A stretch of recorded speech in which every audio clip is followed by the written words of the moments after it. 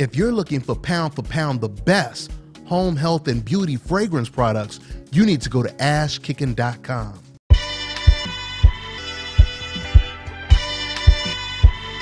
DONTAE'S There it goes, there it goes. My man Dominique Ingle over here. First of all, man, you done made a hell of a transformation. You and Derek James in a bodybuilding contest or what? Look at, you got the guns flossing right now. Not too sure. I think he beats me on everything. Oh, you just being modest, man. He's just a bit younger than me, that's all. Okay. Now you just said in the press conference right now, if Errol Spence fights like Derek James, then Kell Brook is going to knock him out. So I have to ask you the question: what if Kell Brook fights like you, and he fights like Derek James? Who wins? If Kell Brook fights like me, we've got no chance. Do you understand? He'd be running around the ring all night, trying to avoid shots, because I can't fight. So, you know, I just winding Derek up, and I've seen some of Derek's fights, looked through his record. He's not a bad fighter. But he's, the way he trains his fighters, sometimes when fighters have, turned into coaches, they do tend to put a lot of the way that they tend to fight into the fighter. I never boxed professionally, I had an amateur career, but I've trained a lot of guys. I've been in the gym from 10 years old. I've seen a lot of different styles, types, different coaching techniques. I've observed a lot. There's not many great fighters turn into excellent coaches. You tend to find these coaches who maybe were mediocre fighters, had to learn the hard way, and they found, they ironed out the ups and downs of professional boxing and found a way around it. So, my father, who trained Nazim Hamid, Johnny Nelson, 3 or 4 world champions, had a 50-50 record. He got stopped in a few fights. He got matched above his head in some fights, but he learned from that and passed that experience down to the fighters, and he's been very successful doing that.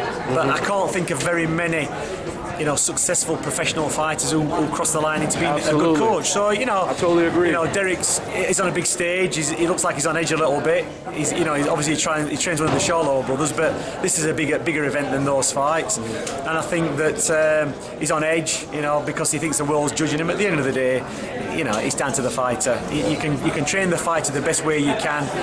The decisions the fighter makes in the ring while he's fighting is down to the fighter. You can shout all the instructions you want, but once the natural instinct kicks in, it's down to the fighter. It's no reflection on Derek how this fight goes. If he wins, he wins.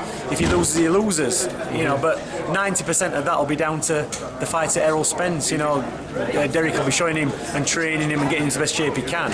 But everything what goes off in that ring is down to the fighter. Yeah, and you're right, Ingle. That works both ways. You have some trainers, that are much better as trainers, like you said, than some professional former boxers, and sometimes it's vice versa. I will say credit to Derek James this year.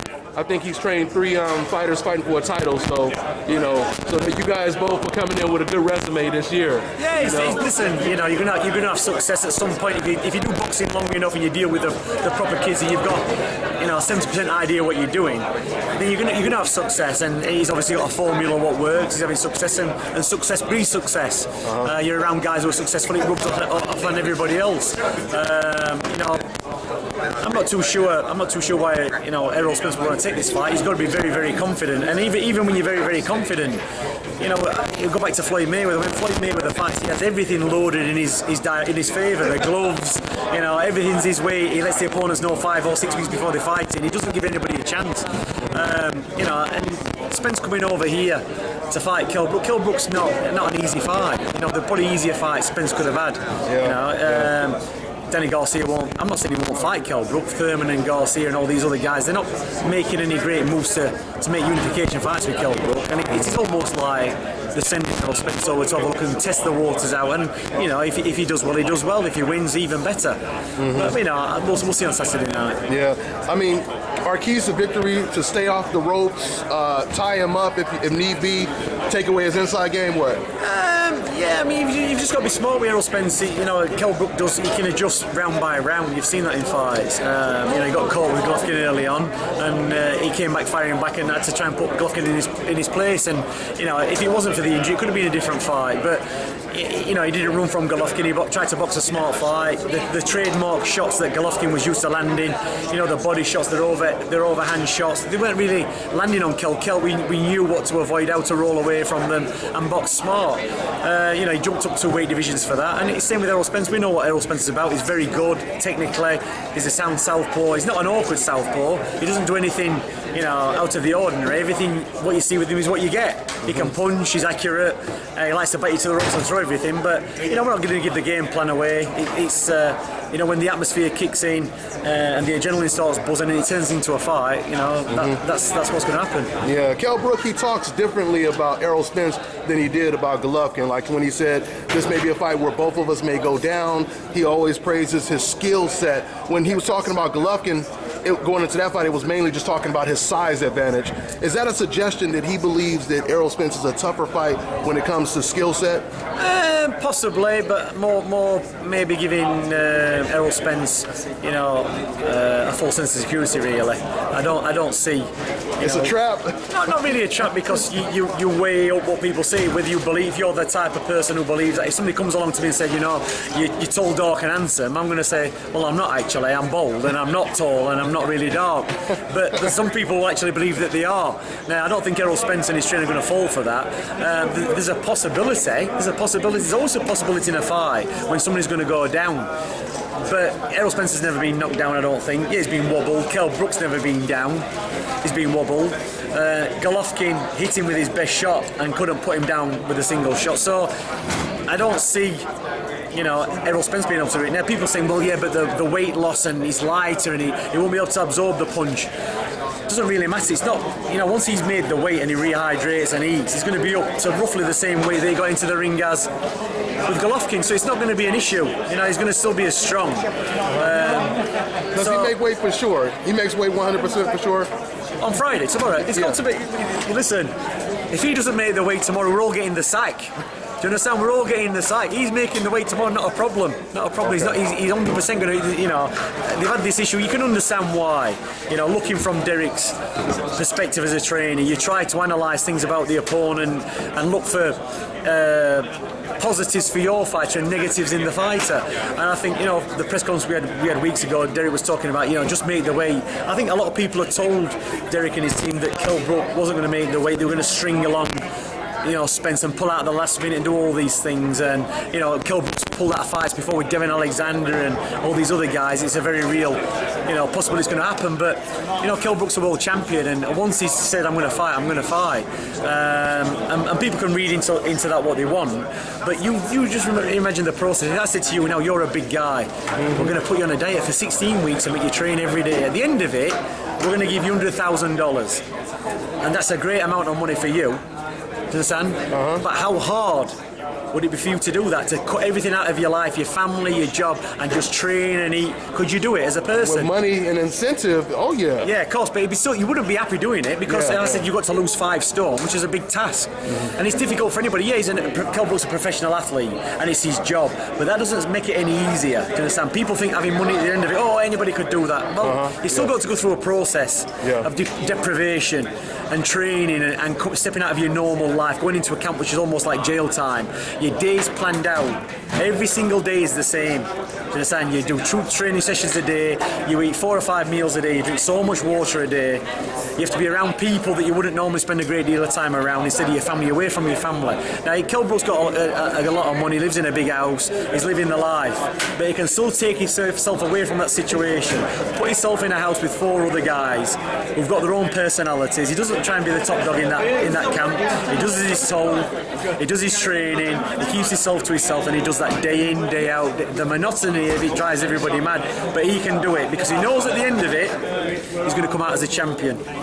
Okay, man. Well, you guys heard it from. And the last thing, do you believe? Because some people are wondering if Errol's going to make weight. So, what's your prediction on that? Yeah, Errol make weight. I mean, Errol considers himself a big welterweight, but he did his check weight yesterday, and I think it was 10 stone 8. So he's not going to have a problem making the weight. You know, for me, he's not. There's not many guys who are big welterweights. I mean, Kell Brook really probably should be fighting at, you know, light middleweight. He should probably be fighting that weight. He's just one of these guys who has the ability at the moment, and he has done for quite a few years, to get down to 10 stone 7. rehydrate himself back up and still retain his strength. Some fighters, you know, we had Cole Froch, tremendous super middleweight. He could have probably boxed at middleweight, but Cole Froch walked around at 3 or 4 pounds above the super middleweight limit, and he was strong at that. Some guys come down a massive amount of weight just to make super middleweight. It's where you're happy. So, you know, Kell Brook, you know, it could be, you know, 2 or 3 years' time before he feels the need that he can no longer go through this long process of a 16-week training camp. A 10-week training camp's enough for anybody. I mean, I don't know how long Errol's been in camp. Maybe you can tell me. But Kell Brook has to do a minimum of 16 weeks to get to the weight, and it's long, it's laborious, you know, it's mind-numbing, but he does it. And once he no longer wants to do that, once his mindset changes, think I don't need to do that. I want to live the life. I want to go up and give myself a bit, you know, a bit more headroom, another 6 pounds. Then he won't have to do a 16-week camp. He'll still have to train hard, but he just won't be as depriving as trying to make 10 stone 7. Now, with everyone saying that Errol Spence doesn't have the experience, do you believe that's the main factor, and that's what you guys are mainly looking at as his flaw? No. Listen, you know, you could have as much experience as you want. You could be a guy who's had 40 fights and only won half. Doesn't mean you're going to win your next fight. The thing what Errol Spence has got, he's got the belief. He's 27, he's young, he's unbeaten, he's going into that fight with a lot of confidence. There may be a situation in this fight that he's not come across before, that he's not familiar with, that he's going to have to deal with, that he hasn't had to deal with in the past. That's where maybe he might be lacking, because Kell Brook is not a one-dimensional fighter. He's got a lot of things he can do. You know, nobody gave him a chance against Sean Porter. You know, he beat Sean Porter. Whichever way he did it, he did it. Kell Brook will always adapt to find a way to win.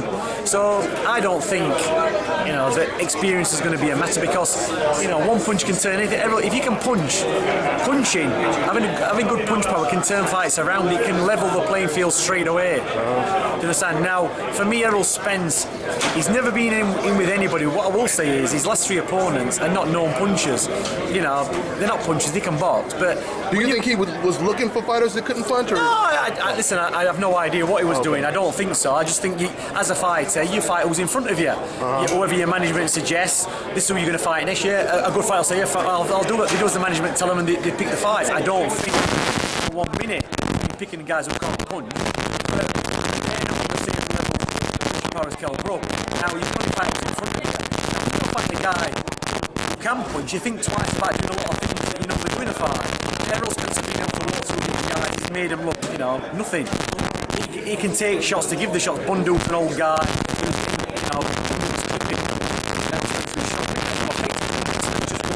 Same with Algeria. Algeria didn't have enough power to keep Spence off, and he beat him. Same with Van Heerden. You know, not a bad kid, awkward southpaw, took 8 rounds, not a massive puncher. So none of them guys are on the same punching level as Kell Brook. But then we're not expecting it's a combination of everything. So, you know, I don't think he's come too soon. He's obviously, you know yourself as a fighter. You know yourself. If you're a good fighter, Errol Spence is a good fighter, you know yourself whether you're ready for the task. It's whether you believe you can do it, and belief makes up for a lot. If you can do something, it's better than going to fight thinking, I can't do this, because you're guaranteed not to. But Errol Spence thinks he can. He's got a lot of people around him who think he can, and he will take that confidence into the ring. When the fight starts and it starts to build up and people start getting hit, it might be a different matter, I don't know. I think they'll win the fight on. This is Bobby, and you're watching Dante's Boxing Nation.